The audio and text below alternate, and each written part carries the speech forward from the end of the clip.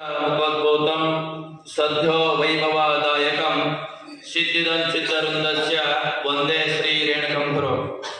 ಪ್ರಪ್ರಥಮದಲ್ಲಿ ಜಗದಾದಿ ಜಗದ್ಗುರು ರೇಣುಕಾದಿ ಪಂಚ ಆಚಾರ್ಯರನ್ನ ಹೃದಯ ಮಂದಿರದಲ್ಲಿ ಸ್ಮರಿಸಿಕೊಳ್ಳುತ್ತಾ ಕ್ಷೇತ್ರನಾಥ ವೀರಭದ್ರ ಸ್ವಾಮಿಯನ್ನು ನಮಸ್ಕರಿಸುತ್ತಾ ಶಕ್ತಿ ಮಾತೆ ಚೌಡೇಶ್ವರಿಯಲ್ಲೂ ನತಮಸ್ತಕನಾಗಿ ಎಲ್ಲ ಲಿಂಗೈಕ್ಯ ಜಗದ್ಗುರುಗಳ ಸ್ಮರಣೆಯನ್ನು ಮಾಡುತ್ತಾ ನಿಮಗೆಲ್ಲರಿಗೂ ತಿಂಗಳ ಪರ್ಯಂತರವಾಗಿ ಪುರಾಣ ಪ್ರವಚನವನ್ನು ಬೋಧಿಸುತ್ತಿರುವಂತಹ ಶಿವಪ್ರಸಾದ್ ದೇವರೇ, ನಿರೂಪಣೆ ಮಾಡುತ್ತಿರುವಂತಹ ಕುಲಕರ್ಣಿ ಮಾಸ್ಟ್ರೇ, ನಾಡಿನ ನಾನಾ ಭಾಗಗಳಿಂದ ಬಂದಿರತಕ್ಕಂತಹ ಧರ್ಮಾಭಿಮಾನಿಗಳೇ, ತಾಯಿಂದರೆ ಮತ್ತು ಗುರುಕುಲದ ವಿದ್ಯಾರ್ಥಿಗಳೇ, ಎಲ್ಲ ಜಯಘೋಷ ಮಾಡೋಣ. ಹೆಂಗೆ ಮಾಡ್ತಾರೆ? ಶ್ರೀಮದ್ ಜಯಗುರು ಪಂಚಾಚಾರ್ಯ ಮಹಾರಾಜಿಗೆ, ಶ್ರೀಮದ್ ಜಯಗುರು ರೇಣುಕಾಚಾರ್ಯ ಮಹಾರಾಜಿಗೆ, ಕುಂತೋರ್ ಮಹಾರಾಜಿಗೆ, ಹಿಂಗಂದ್ರು ಜಯಘೋಷ ಮಾಡೋರ್ ಮಹಾರಾಜಿಗೆ. ನಿತ್ಯ ಜೀವನದಲ್ಲಿ ಹಾಸ್ಯ ಸಂಭವಿಸ್ತದೆ. ನಮ್ಮ ಜೀವನದಲ್ಲಿ ಈ ಮನೆಯಲ್ಲಿ ನಡೀತಿರ್ತಕ್ಕಂಥ ಘಟನೆಗಳಿವ. ಒಂದು ಗ್ಲಾಸ್ ನೀರು ಕೇಳ್ತಿರ್ತವೆ, ಕುಡಿಯಾಕಂತ ಕೇಳ್ತಾರ, ಮತ್ತೊಂದು ಗ್ಲಾಸ್ ಮತ್ತೆ ಇನ್ನೇನು ಮಾಡೋಕ್ಕಾಗತ್ತೆ? ಸ್ನಾನ ಮಾಡೋಕ್ಕಾಗತ್ತಾ? ಇಲ್ಲೋದಲ್ಲ. ಆಮೇಲೆ ಬಸ್ ಸ್ಟ್ಯಾಂಡ್ನಾಗ ಬಸ್ಸಿಗೆ ವೇಟ್ ಮಾಡ್ತಿರ್ತವೆ. ಬಸ್ಸಿಗೆ ವೇಟ್ ಮಾಡಕತ್ತಿರ ಅಂತ ಇಲ್ಲಪ್ಪ, ಹೆಲಿಕಾಪ್ಟರ್ ಪಂಚರ್ ಆಗಿತ್ತ, ಸಾಕು ನಮ್ಮ ಡ್ರೈವರ್ ತಗೋಬರ್ತಾನ, ಅದು ಕಾಯಕತ್ತವಪ್ಪ ಅಂತ ಹೇಳ್ಬೇಕು ಇನ್ಮೇಲೆ. ಆಮೇಲೆ ಆಸ್ಪತ್ರೆಗೆ ಹೋಗಿರ್ತವೆ. ಮಾಡಿ ನಾನು ಹೋಗಿದ್ರೆ ಬಾಳೆದ್ರಿಗೆ ಆಸ್ಪತ್ರೆಗೆ, ಅಲ್ಲಿ ಯಾರೋ ಸಿಕ್ಕಿದ್ರು ಪರಿಚಯದ್ರು, ಏನ್ರಿ ಹಾಸ್ಪಿಟ್ಲಿಗೆ ಬಂದಿರ ಅಂತಂದ್ರೆ, ಇಲ್ಲಿ ಬಿಡ್ರಿ ಹಂಗೆ ನೋಡ್ಕೊಂಡು ಬಂದಿದ್ದೆ ಅಂತಂದೆ. ಆಮೇಲೆ ಫಿಲಮಿಗೆ ಹೋಗಿರ್ತವೆ. ಏನು ಫಿಲಮ್ ನೋಡಕ್ ಬಂದಿದ್ರು ಅಂತಾರ, ಇಲ್ಲಪ್ಪ ಇಲ್ಲಿ ಊಟ ಚಲೋ ಸಿಗುತ್ತಂತ ಟಾಕೀಸ್ನಾಗ ಊಟ ಮಾಡಕ್ ಬಂದಿದ್ದೆಪ್ಪ ಅಂತಂದು ಹಿಂಗ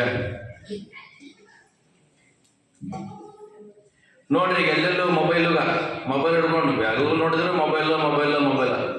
ಹಿಂದಿನ ಕಾಲದಾಗ ಬಾಡಿ ಇರಿಸ್ಬೇಕಂದ್ರೆ 8 ತಾಸು ಮಲಗಿದ್ರಂತ, ಈಗ ಮೊಬೈಲ್ ಇರಿಸ್ಬೇಕಂದ್ರೆ 4 ತಾಸು ಮಲಗ್ತಾರಂತ. ಹೊಟ್ಟೆ ಹಿಟ್ಟಿದ್ರು ಚಿಂತಿಲ್ಲ, ಮೊಬೈಲ್ ನೆಟ್ ಇರ್ಬೇಕಂದ್ರೆ ಈಗ ಹಂಗಾಗಿ ಪರಿಸ್ಥಿತಿ.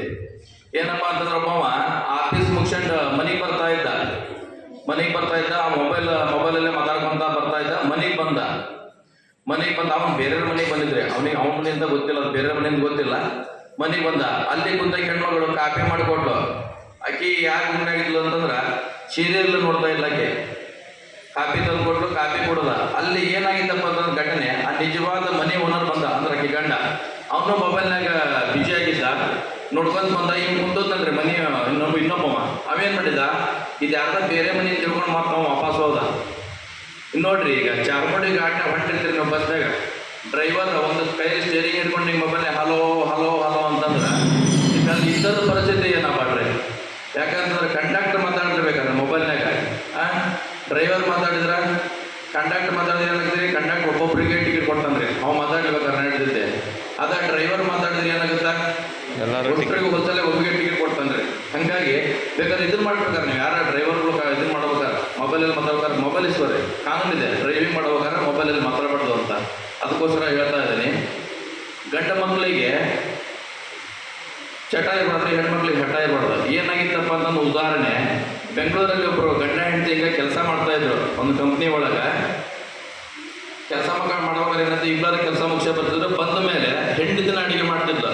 ಹೆಂಡತಿಗೆ ಯಾಕೋ ಬರ್ತಾ ಸ್ವಲ್ಪ ಮನಸ್ಸಿನಾಗ, ನಾನು ಕೆಲಸ ಮಾಡ್ತೀನಿ ಆಫೀಸಲ್ಲಿ, ಇವರೇ ಕೆಲಸ ಮಾಡ್ತಾರೆ, ಇವ್ರು ಬಂದು ಖಾಲಿ ಕುಂದಿರ್ತಾರಲ್ಲ, ಇದು ಇದಾಗತ್ತಂತಂದು ಒಮ್ಮೆ ಗಂಡಿಗೆ ಹೇಳಿದ್ದ, ಸರಿ ಒಂದು ಕೆಲಸ ಮಾಡ್ರಿ, ನಾನು ಅಡಿಗೆ ಮಾಡ್ತೇನೆ ಇವತ್ತು, ನೀವು ನಾಳೆ ಬೆಳಗ್ಗೆ ಪಾತ್ರೆ ತೊಳಿರಿ, ಯಾರು ಬೇಗ ಹೇಳ್ತಾರೋ ಅವರು ಪಾತ್ರೆ ತೊಳಿಗೆ ಬಂತ ಮಾತಾಡ್ಕೊಂಡು ಊಟ ಮಾಡ್ಕೊಂಡು ಮಲ್ಕೊಂಡ್ರು. ಬೆಳಗ್ಗೆ 6 ಗಂಟೆ ಆದ್ರಿ, ಪೇಪರ್ನ ಬಂದ, ಬಾಗಿಲು ಬಡದ, ಬಾಗಿಲು ತೆಗಿಲಿಲ್ಲ. ಯಾಕಂದ್ರೆ ಬೇಗ ಇದ್ರೆ ಪಾತ್ರೆ ತೊಳಿಗೆ ನೋಡ್ರಿ, ಬಾಗಿಲು ತೆಗಿಲಿಲ್ಲ. ಆಮ್ಯಾಗ 7 ಗಂಟೆ ಆಗತ್ತಿಗೆ ಹಾಲ್ನ ಬಂದ ಬಾಗಿಲು ಬಡದ, ಆದ್ರೂ ಅವ್ರು ಬಾಗಿಲು ತೆಗಿಲಿಲ್ಲ. ಯಾಕ ಬೇಗಿದ್ದಾರ ಪಾತ್ರೆ ತೊಳಿಗೆ ನೋಡ್ರಿ, ಅವಾಗ ಬಾಗಿಲು ತೆಗಿಲಿಲ್ಲ ಅವರು. 8 ಗಂಟೆ 8 ಯಾಕೋ ಅಕ್ಕಪಕ್ಕದ ಮನೆಯವ್ರಿಗೆ ಸ್ವಲ್ಪ ಯಾಕೋ ಡೌಟ್ ಬರಕತ್ತ, ಏನಾಗಿರ್ಬೋದು ಅಂತ ಅವರು ಬಾಗಿಲು ಬಡಿದ್ರು. ಯಾರು ಬಾಗಿಲು ತೆಗಿಲಿಲ್ಲ. ಅವರು ಏನ್ ಮಾಡಿದ್ರು, ಬಾಗಿಲು ಮುರಿದು ಒಳಗಡೆ ಹೋದ್ರು. ಅವಾಗ ಹೇಳಿಲ್ರಿ ಇವರು. ಯಾಕಂತಂದ್ರೆ ಬೇಗಿದ್ರೆ ಪಾತ್ರೆ ತೊಳಿಗೆ ನೋಡ್ರಿ, ಬೇಗಿದ್ರೆ ಪಾತ್ರೆ ತೊಳ್ಕೊಂತ ಪಾಳೆ ಹಾಕೊಂಡಿದ್ರು ಮತ್ತೆ. ಹಂಗಾಗಿ ಏನಾಯ್ತು ಅಂತಂದ್ರೆ ಆಮೇಲೆ ಊರಿಗೆಲ್ಲ ಸುದ್ದಿ ಮುಡ್ಸಿದ್ರು, ಹಿಂಗಾಗೈತಿ ಪರಿಸ್ಥಿತಿ ಅಂತ. ಅವಾಗ ಹೇಳಿಲ್ರಿ ಇವರು, ಬೇಗಿದ್ರೆ ಪಾತ್ರೆ ತೊಳಿಬೇಕಾಗತ್ತಂತ. ಹಂಗ ಮಕ್ಕೊಂಡ್ರು. ಊರಿಗೆ ಕರ್ಕೊಂಡು ಹೋಗಿ ಅದೇನೋ ಸಂಸ್ಕಾರ ಮಾಡ್ತಾರಲ್ರಿ, ಎಲ್ಲ ಸಂಸ್ಕಾರನ ಮುಗಿಸಿದ್ರು. ಆ ಅವಾಗ ಹೇಳಿಲ್ಲ ಇಬ್ಬರು ಹಂಗೆ ಮದುವೆ ಮಾಡಿದ್ರು. ಆಮ್ಯಾಗ ಲಾಸ್ಟ್ ಎಲ್ಲಿ ತೊಗೊಂಡಿದ್ರು ಸ್ಮಶಾನಕ್ಕೆ ತೊಗೊಂಡು ಹೋದ್ರಿ ಇಬ್ಬರೂ. ಅವಾಗ ಹೇಳಿಲ್ಲ, ಯಾಕ ಬೇಗ ಪಾತ್ರೆ ತೊಳಿಬೇಕಾಗತ್ತ ಅಂತಂದ. ಆಮ್ಯಾಗ ಏನು ಮಾಡಿದ್ರು, ಮತ್ತೆ ಯಾರಿಗೆ ಇದು ಮಾಡ್ಬೇಕಂತಂದ ಎಲ್ಲ ಯೋಚನೆ ಮಾಡಾಕತ್ರ. ಅವಾಗ ಹೆಣ್ಮಕ್ಳು ಏನು ಮಾಡ್ತಾರೆ, ಮುತ್ತೈದೆ ಸಾವು ಬಯಸ್ತಾರೆ ನೋಡ್ರಿ ಇದು ಹೆಣ್ಮಕ್ಳು. ಅವಾಗ ಏನು ಮಾಡಿದ್ರಿ, ಮತ್ತೆ ಈಗೀಗೆ ಮತ್ತೆ ಅಗ್ನಿ ಸ್ಪರ್ಶ ಮಾಡಿದ್ರ ಅಂತಂದು ಅವಳಿಗೆ ಅಗ್ನಿ ಸ್ಪರ್ಶ ಮಾಡ್ಬೇಕಂತ ಇನ್ನೇನಲ್ಲ ಹಿಂಗೆ ಇದು ಮಾಡಕ್ ಹೋದ್ರು. ಅವಾಗ ಎತ್ಕೊಂಡ್ಲವ. ಅವಾಗ ಇವ್ ಪಕ್ಕದ ಬ್ಯಾಂಡ್ ಮಾಡ್ಕೊಂಡಿದ್ ನೋಡ್ರಿ. ಅವ ಏನು ಹೇಳ್ಬೋದ್ರಿ, ನೋಡಿ ಇವತ್ತು ಹಿಂದ ಪಾಳ್ಯ ಏನೋ ಪಾತ್ರೆ ತೊಳಿ ಅಂತಂದವ. ಅದಕ್ಕೆ ಹೇಳ್ತಾರೆ ಮೊಬೈಲ್ ಎಂಬ ಸಂಸಾರದಲ್ಲಿ ಗಂಡನೇ ಶಿಂಕ ಹೆಂಡತಿಯೇ ಕರಂಚೆ ಗಂಡು ಮಕ್ಕಳಾದರೆ ಇನ್ಕಮಿಂಗ್ ಹೆಣ್ಣು ಮಕ್ಕಳಾದರೆ ಔಟ್ ಗೋಯಿಂಗ್ ಮಕ್ಕಳೇ ಇಲ್ಲ ಅಂದ್ರೆ ಬರೀ ಮಿಸ್ ಕಾಲ್ ಅಂತ.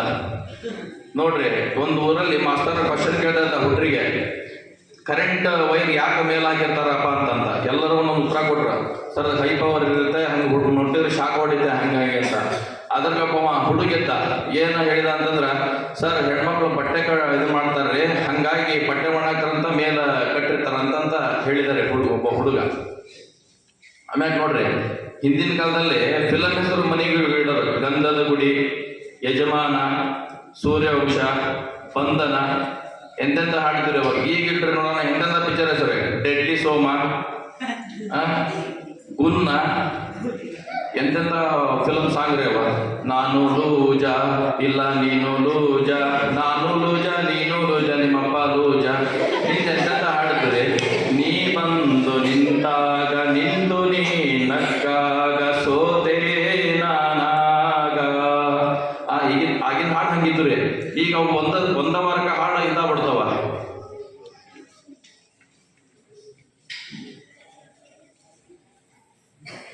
ನೋಡ್ರಿ, ಕೆಲವು ಕಡೆ ಬಸ್ ಸ್ಟ್ಯಾಂಡ್ನಾಗ ಬಾತ್ರೂಮ್ನಾಗ ಎಂತೆಂಥ ಸಾಹಿತ್ಯ ಬರೆದಿರ್ತಾರ ನೋಡಿರ್ತೀರಿ ನೀವು. ಒಂದು ಇದ್ರಲ್ಲಿ ಹಿಂಗೆ ಬಸ್ ಸ್ಟ್ಯಾಂಡ್ನಾಗ ಬರ್ದಿತ್ತು ಅಂತಂದ್ರೆ, ಒಬ್ಬ ಬೆಂಗಳೂರು ಕಡೆ ಹೋದ ಬಾತ್ರೂಮಲ್ಲಿ. ಏನು ಬರ್ದಿತ್ತು ಅಂತಂದ್ರೆ, ಡೋರ್ ಮೇಲೆ ಬರ್ದಿದ್ರು, ಜಗತ್ತೇ ಚಂದ್ರ ಅಂತ ನೋಡ್ತಾ ಇದೆ, ನೀನು ಇಲ್ಲೇ ಕುಂತಿಲ್ಲ ಅಂತ. ನಾವು ಚೀಚಿ ನಾ ಕುಂದ್ರ ಕೊಡೋದು ವಾಪಸ್ ಬಂದ್ರಿ. ಹೋದಾಗ ಮತ್ತು ಮಂಗಳೂರು ಕಡೆ ಹೋದ. ಅವನು ನೋಡಿದ್ರು ಬೋರ್ಡ್, ಜಗತ್ತೇ ಚಂದ್ರ ಅಂತ ನೋಡ್ತಾ ಇದೆ, ನೀನು ಇಲ್ಲೇ ಕುಂತಿಲ್ಲ, ಇಲ್ಲಿ ಕುಂದ್ರ ಬಿಡೋ ತಪ್ಪಾಗತ್ತೆ ಅಂತ ವಾಪಸ್ ಬಂದ. ಇದು ನಮ್ಮ ಉತ್ತರ ಕರ್ನಾಟಕ ನೋಡ್ತಾ ಇದ್ದ. ಇವ್ರೇನು ಈ ಕಡೆ ಹೋಗ್ತಾರ ಹಿಂಗೆ ಬರ್ತಾರ ಅಂತ. ಅವ ಹೋದ್ರೆ ಲಾಸ್ಟಿಗೆ ಜಗತ್ತೇ ಚಂದ್ರ ಅಂತ ನೋಡ್ತಾ ಇದೆ, ನೀನು ಇಲ್ಲೇ ಕುಂತಿಲ್ಲ ಅಂತಂದ. ಆ ಒಂದು ಇಲ್ಲಿ ತರ ಬರೋದ್ರಿ. ಏನಂತಪ್ಪ ಅಂತಂದ್ರೆ, ನಾನು ಅಲ್ಲೇ ಹೊರಟಿದ್ದೆಪ್ಪ, ಅಲ್ಲಿ ನೀರಿಲ್ಲ ಅಂತ ಕುಂತ ನಿಂತಂದವ. ಇಷ್ಟೇಳಿ ನನ್ನ ಹಾಸ್ಯ ಇದನ್ನು ಮುಗಿಸ್ತಾ ಇದ್ದೆ.